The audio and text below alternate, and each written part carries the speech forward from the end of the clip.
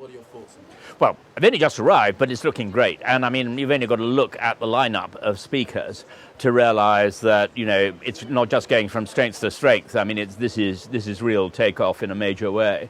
And I think that the festival will be in such a strong position, you know, that it can define things by itself. And I think that actually other festivals will have to look to the Chalke Valley to see where they're going to have to sharpen up their act. Well, tonight you're talking about Stalingrad. Obviously, that's right. You published the book about 15 years ago in 1998. Yes. Has your approach changed at all to Stalingrad? No, I don't think so. I mean, more material came out since Stalingrad was published then, not surprisingly. And often ones get sent material afterwards. I mean, somebody, in fact, Professor Grezhevsky, who was the president of the Russian Second World War Historians Association, sent me a huge amount of material afterwards and was wonderfully helpful. But then when my Berlin book came out, he was incandescent with rage because, you know, he was a great defender of the Red Army and all the rest of it. And I'm afraid, you know, there is this fundamental problem in Russia, which one sees just literally in the last few days. Sergei Shoigu, the Minister of Defense, previously he was Minister for Emergency Events.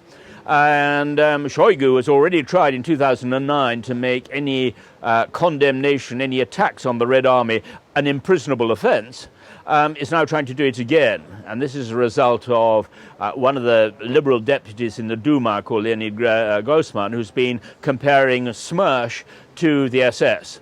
And this has so outraged Shoigu, who's an ultra-nationalist and actually the longest-serving minister in the government there. To want to bring it in. So I don't see me going to Russia on holiday, just in case. I think that would be a bit dangerous in present circumstances. Well, when you published Stalingrad in 1998, obviously it was a bestseller, award-winning.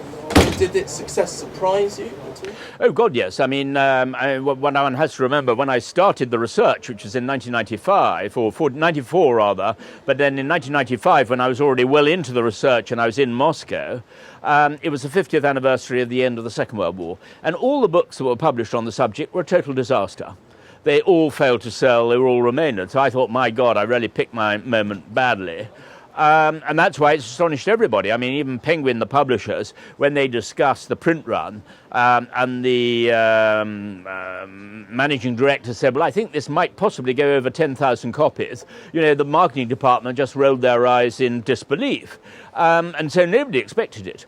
And what had been happening was that history had changed without our realizing it in that particular period. We'd moved from an age of collectivist interest, whether a history of an army, a history of a regiment or an industry, where people were far more interested in the fate of the individual. And it just happened that, you know, the way that I was writing, the way that I had focused Stalingrad, which was frankly the way that I would wanted to read about the battle. You know, people say, who do you write for? Well, the answer is you write for yourself. You've got to, you know, you've got to write the sort of book that you would want to read.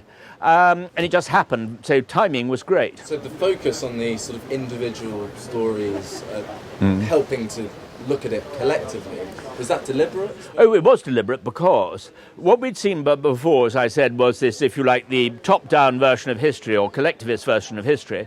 Then you had that sort of fashion for oral history. Well, what had become evident to me by the time I'd started writing Stalingrad was you had to have an integration of the two, because only by this integration of history from above with history from below could you really show the true consequences of the decisions of, say, Stalin in the Kremlin and, say, Hitler in his Führer headquarters. Of course. And so they're moving from this sort of very focused battles, D-Day, Crete, etc. Was it tricky then to come and write this huge volume, comprehensive volume on the Second World War, which came out last year? Well, yes, obviously it was different and more difficult from the point of view that because there was sort of so much diplomatic history and all the rest of it, it wasn't going to be like the other books. And I mean, you know, I made no pretense about that. That, of course, didn't stop one or two reviewers feeling, oh, pity it's not the same as the others. It couldn't have been the same as the others. But that didn't worry me anyway, because that was fine. But it was always something that I needed to do as an education myself, to understand how everything fitted together and the way that the different theatres affected each other. the knock-on effects that they had in terms of resources, manpower, all of that. I mean, the Pacific theatre and certainly the Western theatre, the European one, the European theatre of operations, there was tremendous sort of rivalry in the background, and this had a huge influence. So you've been sort of publicising the book now, I suppose, for a little over a year. Well, yes, most of it, of course, is in the first 6 months or whatever. Then you sort of carry on. Also because some of the foreign publications, some of the foreign translations will come out a bit later. So how many countries would you say you sort of travelled across the world to?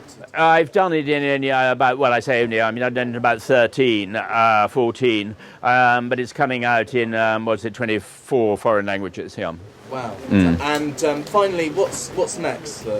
Well, my very last one on the Second World War, which is going to be the winter of 1944, the Ardennes offensive, and that will be coming out in 2015. And then after that, it's going to be a mega biography of Napoleon.